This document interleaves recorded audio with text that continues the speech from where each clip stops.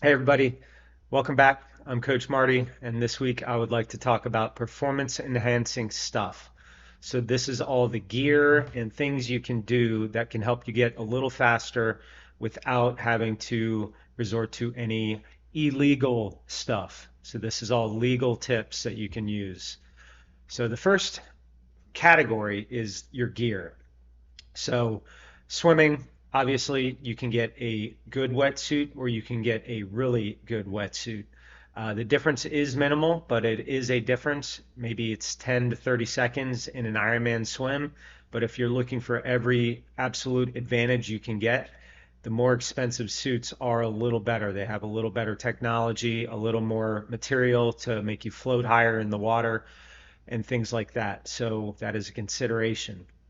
On the bike, the most obvious one, well, the most obvious two or three, I'm going to say, are going to be aero bars. If you don't have a triathlon aero bar setup, you are putting yourself at a severe disadvantage, but I am assuming you already know that. The next one are going to be your race wheels or your aero helmet. They are about the same, believe it or not, with the aerodynamic improvement. So, your good aerodynamic helmets these days are $300, $400, and your race wheels are a lot more expensive. I haven't looked at the research in the last couple of years on which one is faster, but I would assume that the front wheel is still more of a difference, but I could be wrong about that. So check your facts. But I would go front wheel, disc wheel in the back, helmet in some order like that.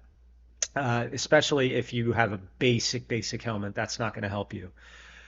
Believe it or not, the sunglasses you wear can make a little bit of a difference. So getting some good flat aero sunglasses will also be super duper awesome.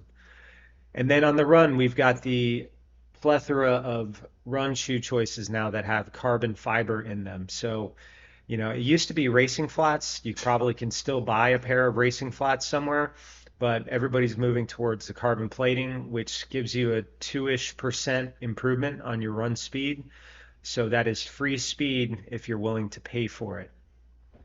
As far as nutrition and things that you can do there, some of this stuff is pretty basic, but you may not be thinking about it all the time. So, number one is making sure that you're always getting a post workout meal within ideally 30 minutes of finishing your workout, but at least within 1 hour.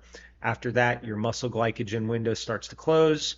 You're not going to recharge as well. And if you do that day in and day out, it adds up. So the post workout meal is super important. Your overall nutrition in general should be well balanced and making sure that you're getting enough calories. If you're going into the race season and you're looking to cut a few pounds, you need to do it very sensibly.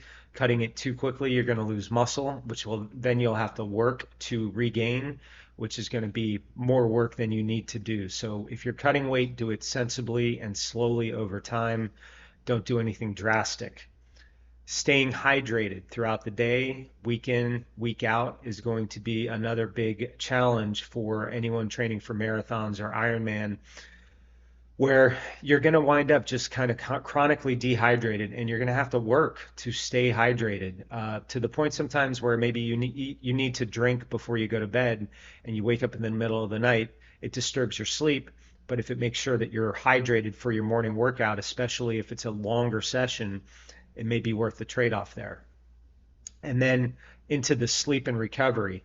So sleep is your number one thing for repairing and resting and mental preparation to get ready for your next day. And again, if we're looking at a high volume of training, you need mental and physical recovery. So if you're one of these folks out there that's getting 6 hours of sleep on a regular basis, and you're training for an Ironman, and you're dealing with your family and your job, you're really burning the candle at both ends. And you may be able to pull that off for a season, but if you're thinking about multiple seasons and longevity in the sport, you need to get 7, 8, 9 hours of sleep every night that it's possible. All right. So sometimes it is worth skipping a workout to make sure that you get your sleep. The same is said for recovery. Not only do you need recovery periods like longer, a few weeks off at the end of the season, but you need to space in some recovery days within your training, whether that's a Monday where you just do an easy swim and a yoga, or it's a Sunday where you take the entire day off. You need to figure out what plan is going to work for you, what level of training you're at, and what your body is able to handle. Most fit Ironman athletes are able to recover with an easy swim day or an easy yoga day, but not everyone can. Some people need a full 24, 36 hours just completely off, maybe walk around a little bit.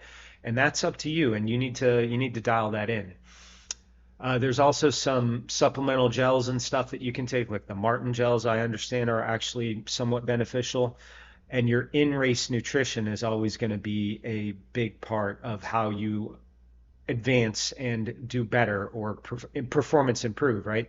So dialing in your race nutrition is uh, as important as anything else. You don't want to get behind on your calories. You don't want to get behind on your sodium and electrolyte, and you don't want to get behind on your fluid. So the only way to really dial that in is to do it in training. So if you're doing a 5 hour bike ride followed by an hour run, you need to work on that system from the get-go. You can't have the mindset of, well, this workout's only 6 hours, so I can short some calories so I can lose half a pound on this workout. That is not the way you need to do this. You need to approach these specific training blocks like it's a race and follow your nutrition plan within that system. There's a few others.